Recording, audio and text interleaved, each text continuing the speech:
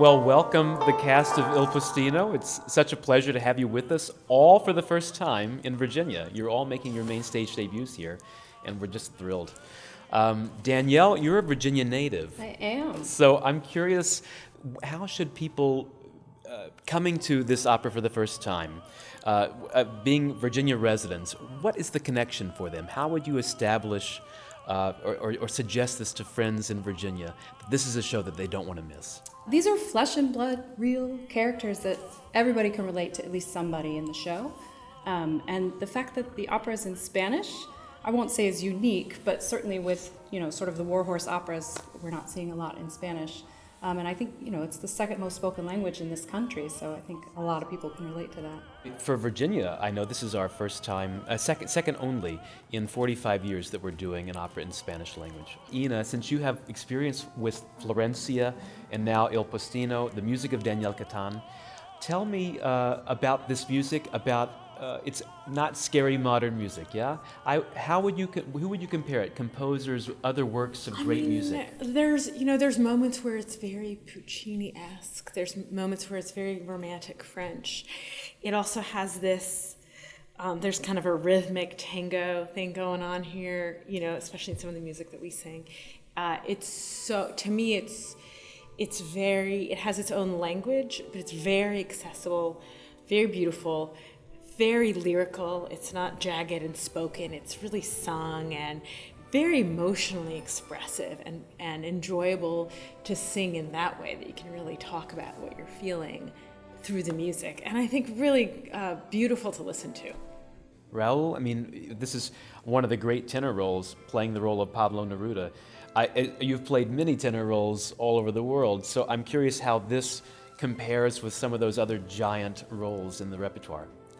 It's an amazing role. It was a real person. He did win the Nobel before his death, and he is a very important person in the field of literature.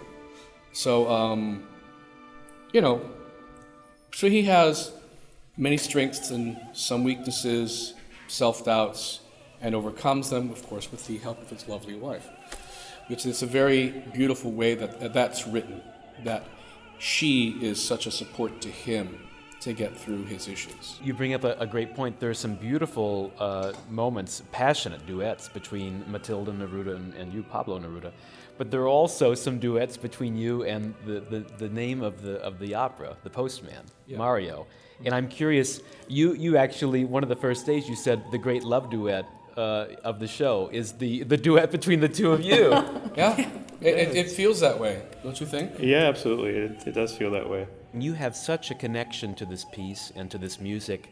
What would you tell audiences who don't know anything about it, don't know anything about the music of Danielle Talamantes? You knew the Maestro, so give us some history there. Oh my gosh. Like you mentioned, I did have the amazing opportunity to know Danielle Talamantes. I was just kind of in the right place at the right time, I think.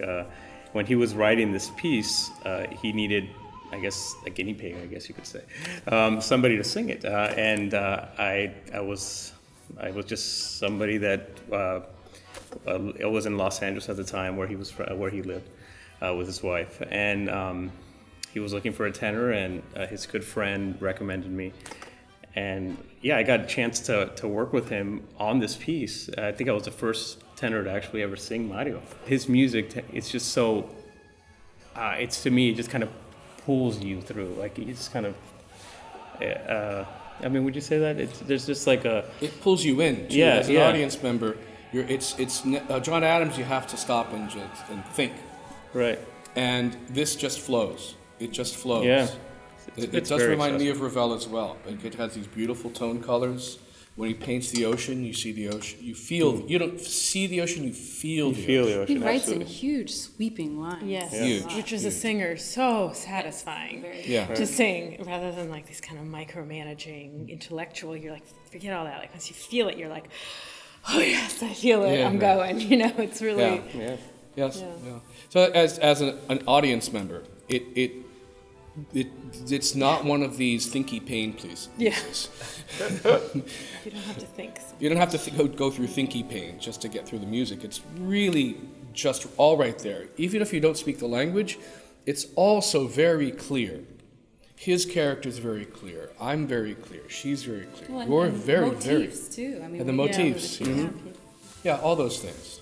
Yeah, it's definitely not something that you have to really go do research to go enjoy this piece. No. I mean, That's you true. could have gone Very and not easy know research. anything about the opera and really feel what it's all about. What are 3 words that would best describe your character? So I'm playing Beatrice Russo, and we see a lot of character development in her. So finding just 3 words would be really tricky. I might pick 3 like throughout the opera. So we don't know much about her history except she was orphaned and is being raised by her ward guardian, Donna Rosa. And I work in the tavern, and for whatever reason, we've kept missing each other. We haven't met until this opera. So then, I really don't have much in relation to the Nerudas except through Mario, and I see him develop as a man and in his beliefs, and of course I support him all the way. And then, so I would say initially she's just your classic ingenue, and beautiful, but in a very rustic way, very simple, very much the opposite of Matilda and all her cosmopolitan glamour. Well, I play Mario, and I would say 3 words that describe him are, I guess he's a little innocent / naive.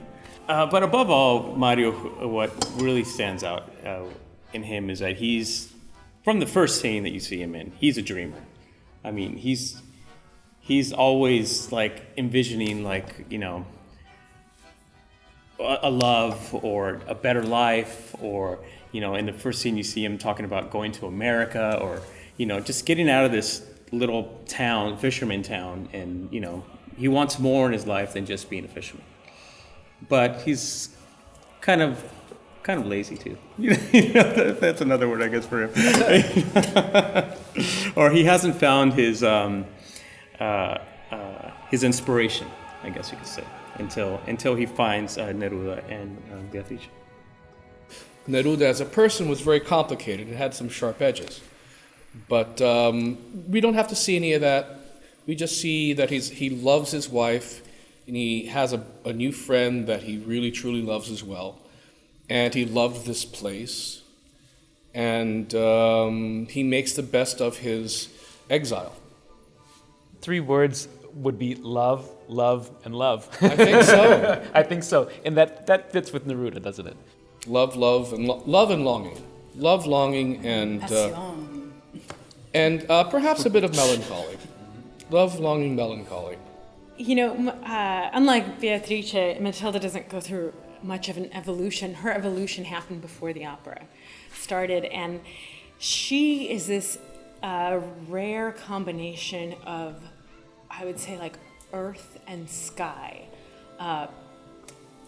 passion, poetry, and reality. And so in a way, there's one word that actually speaks to her, and that is integrated, in the meaning of integrale, like whole. Like, she's whole. She knows who she is, and she knows that the course of life is not one thing, that you live your life through your body, your passion, your kind of like spark and excitement, and through reality. What would you tell an audience that this is the thing that they need to see? This is the opera that they need to experience. Don't miss an opportunity to see what is unfortunately kind of a rare opportunity to see an opera in Spanish. And as I mentioned earlier, these characters you can relate to them. If you leave this opera without, being lifted and like really thinking, I mean, I don't think you actually came to the opera, because it's really moving. I really believe it's really moving, and the characters, just like you said, they're so real and so relatable. If you're going to come to hear some really great singing, and no auto-tune, by the way, no auto-tune, it's real. They're doing such a fabulous job. come see them. Please. I do fine, but Yeah, they he do. he They're does really. amazingly. All These- four these- of you, all four of you are doing These it. guys really are just killing it. They really are. They're doing such a great job as singers. I think you're going to love it. You're going to have a great time. Sold. Sold. I'm there. Well, don't miss it. Don't miss it. Come see the opera, and thanks to the cast of Il Postino for being with us today. Thank you. Thank you. Thank you. Thank you.